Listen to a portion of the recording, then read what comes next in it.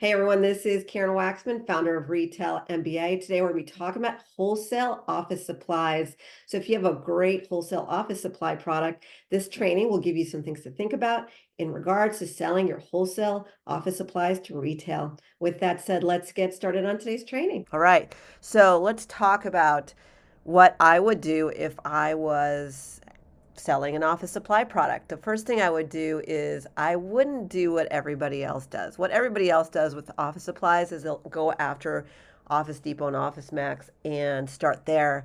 And basically, those would be their top hitters. Those are the ones that they really want to sell to. Now, there's nothing wrong with selling to these retailers, but every single office supply company is trying to sell to them. Why does this matter to you?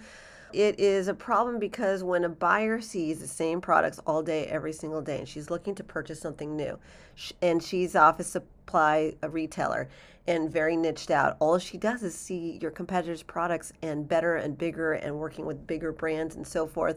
And so she's more inclined to say no.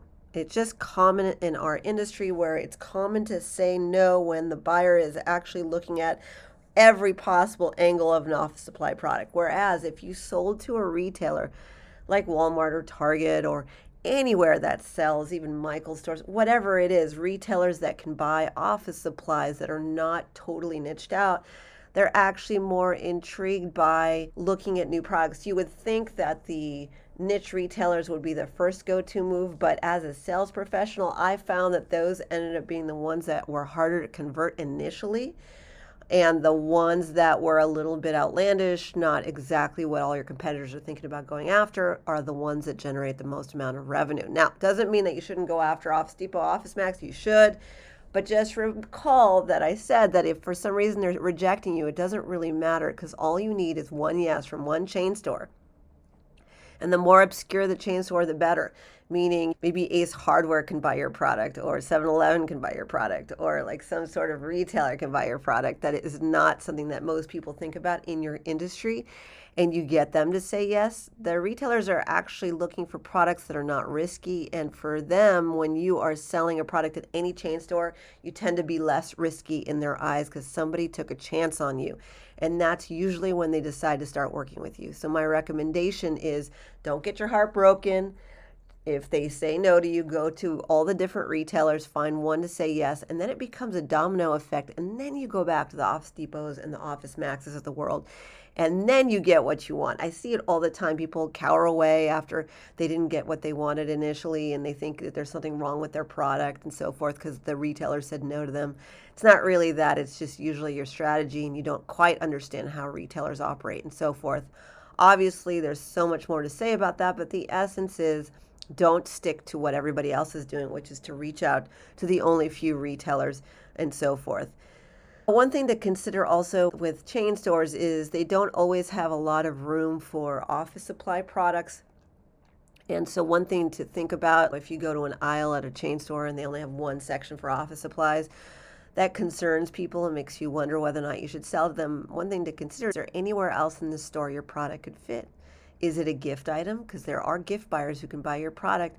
Is it back to school? Could it work in that section of the store? Could it be for college kids? Some retailers focus on the college market. Could you change the coloring and design elements to match holiday seasons? There's a lot of different ways that you can sell your product beyond what you're currently doing. And you'd be surprised at how many angles you can go after the seasonal market, the retailers that sell holiday stuff. There's a lot of possible ways to slice and dice this to make your product sell into other retailers and so forth.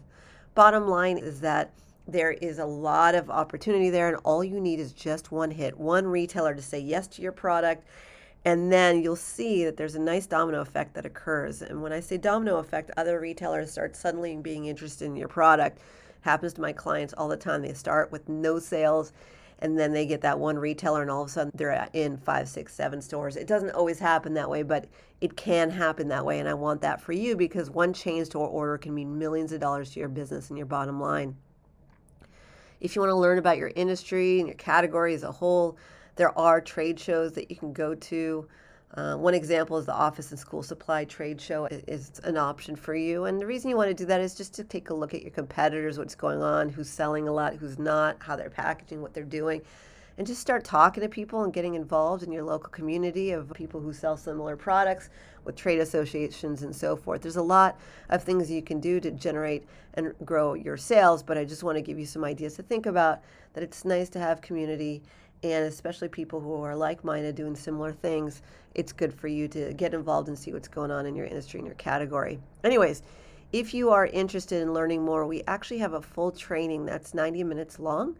All you have to do is go to retailmba.com/free and sign up for our upcoming webinar event where we basically walk you through how to approach, pitch, and sell to retailers in much more detail. I'll have time with you. Otherwise, take a look at what we're up to if you're interested in getting support on how to approach buyers, how to reach out to buyers, how to get them to buy, how to work with reps, what words to use to cultivate the best message possible to support you in actualizing your dream of generating revenue with physical products. We work with companies with no experience, no buyer relationships, and they're scaling. You can take a look at what we're up to. We have do-it-yourself programs, done-for-you programs. We have all sorts of stuff on retailmba.com, and you can also take a look at our testimonials page. You'll see how many success stories we've had in all sorts of niche retailers and major retailers and so forth. So anyways, thanks a lot for listening to us. Karen Waksman, Retail MBA Brands. Please be on the lookout for additional content that we create. Subscribe to this and share with your friends, and do whatever you got to do to keep in touch with us, because we're always creating new content. Thanks so much. Hope this helped.